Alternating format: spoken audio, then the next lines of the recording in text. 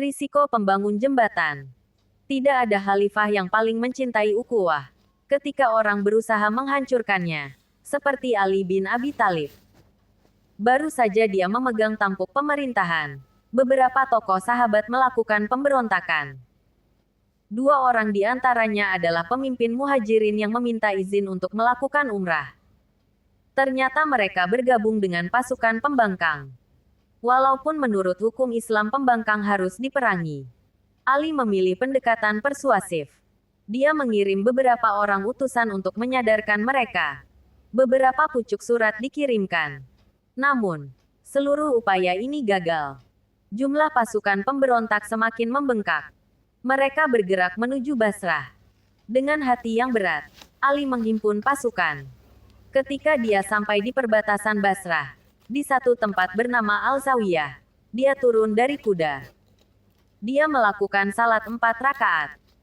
Usai salat, dia merebahkan pipinya ke atas tanah dan air matanya mengalir membasahi tanah di bawahnya.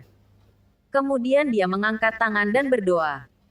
Ya Allah, yang memelihara langit dan apa-apa yang dinaunginya, yang memelihara bumi dan apa-apa yang ditumbuhkannya. Wahai Tuhan pemilik aras nan agung, inilah Basrah. Aku mohon kepadamu dari kejahatannya. Ya Allah, masukkanlah aku ke tempat masuk yang baik, karena Engkaulah sebaik-baiknya yang menempatkan orang. Ya Allah, mereka telah membangkangi aku, menentang aku, dan memutuskan bayatku. Ya Allah, peliharalah darah kaum muslim. Ketika kedua pasukan sudah mendekat, untuk terakhir kalinya Ali mengirim Abdullah bin Abbas guna menemui pemimpin pasukan pembangkang, mengajak bersatu kembali, dan tidak menumpahkan darah. Ketika usaha ini pun gagal, Ali berbicara di hadapan sahabat-sahabatnya, sambil mengangkat Al-Quran di tangan kanannya.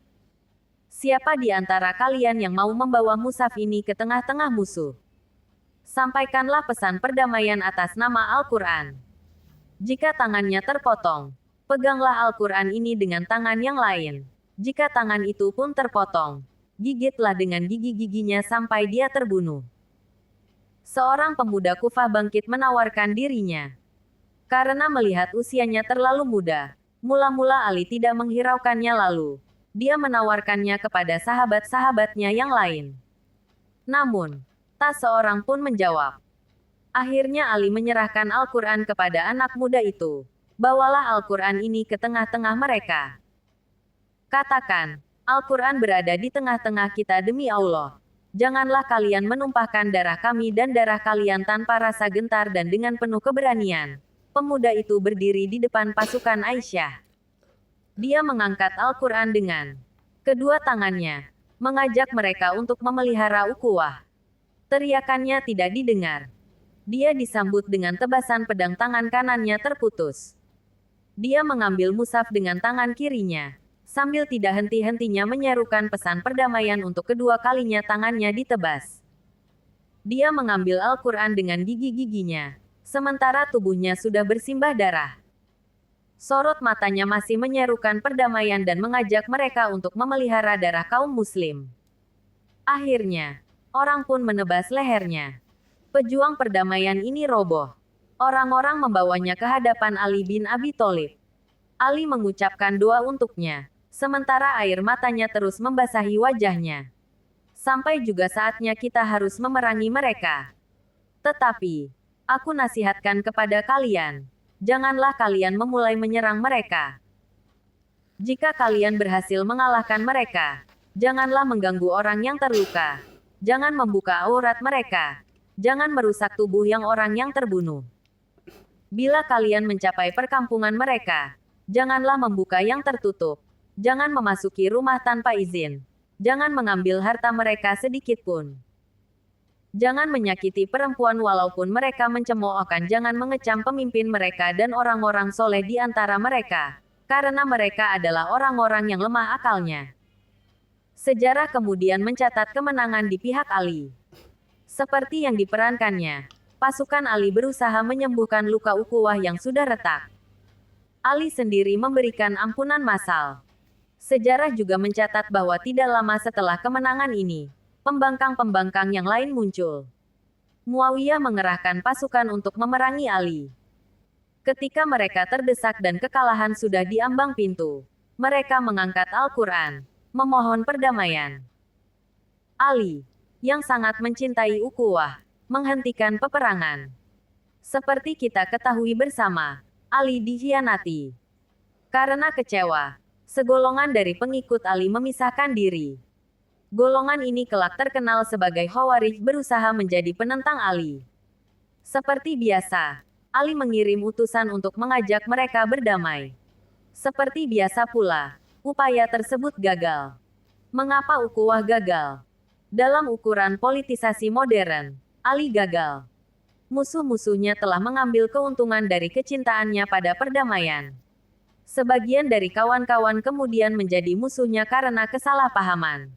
Apapun yang terjadi, sebuah pelajaran sejarah telah kita peroleh. Pertama, strategi apapun untuk memelihara ukhuwah Islamiyah akan gagal, kalau tidak ada iktikat baik dari kedua belah pihak. Bila yang satu membangun jembatan dan yang lain membuat benteng, maka keduanya tidak akan bertemu. Khutbah, ceramah, seminar, bahkan tindakan kekerasan tidak akan mempersatukan dua pihak yang berbeda kepentingan. Bila satu pihak berusaha mengalah demi ukhuwah dan membuka dirinya untuk memahami yang lain, sementara lawannya berusaha memanfaatkan sikap mengalah itu dan menutup diri untuk memahami yang lain, maka ukhuwah tidak pernah akan terwujud. Dewasa ini, di Indonesia, berbagai golongan mulai melakukan pendekatan. Berbagai seminar telah diadakan untuk membahas strategi ukhuwah. Sayang sekali masih ada golongan yang menyambut uluran persahabatan dengan kecurigaan, dan seruan ukhuwah dengan buruk sangka.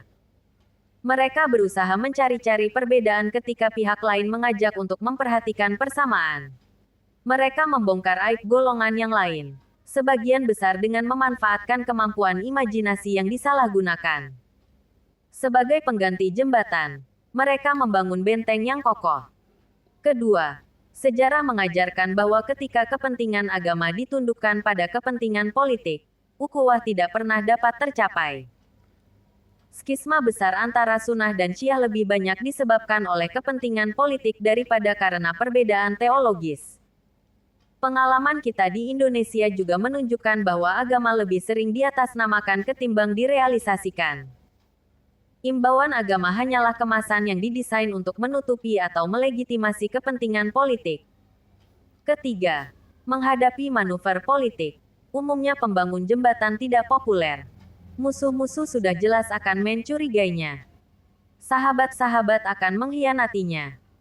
Seperti jembatan, penyeru perdamaian harus siap diinjak orang-orang yang mau menyeberang dari kedua tepian. Pada masyarakat Islam yang sudah terpecah-pecah dalam berbagai kubu, orang yang tidak memihak satu golongan ditolak oleh semuanya.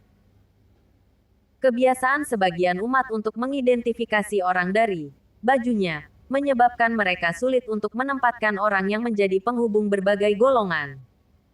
Pahala pembangun jembatan.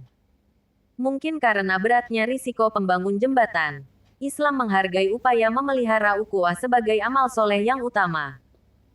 Maukah aku tunjukkan kepada kalian sebuah amal yang lebih besar pahalanya daripada sholat, puasa, dan haji? Tanya Rasulullah kepada sahabat-sahabatnya. Ketika para sahabat mengiyakannya, Nabi melanjutkan, mendamaikan orang-orang yang bertengkar di antara kamu. Ubadah bin Al-Somit menceritakan, pada suatu hari Nabi berkata, maukah kalian aku tunjukkan hal-hal yang menyebabkan Allah mengangkat derajatnya? Ketika sahabat-sahabatnya menjawab, ya, Nabi berkata, engkau maklumi orang yang menentangmu karena ketidaktahuannya. Engkau maafkan orang yang menganiayamu. Engkau berikan rezekimu kepada orang yang mengharamkan hartanya untukmu. Engkau sambungkan persaudaraan dengan orang yang memutuskannya. Pada saat yang sama, Al-Quran mengutuk orang yang memutuskan persaudaraan sampai 3 kali, surat 13. Ayat 21 dan 47, ayat 22. Dalam sebuah hadis qudsi, Allah berkata kepada Nabi Daud, sampaikanlah kepada hamba-hamba kami yang berbuat zolim, dengan memutuskan silaturahim, untuk tidak berzikir menyebut namaku. Sudah menjadi kewajiban untuk menyebut nama orang yang menyebut namaku. Karena itu, setiap kali orang zolim itu menyebut namaku, aku menyebut namanya dengan melaknatnya.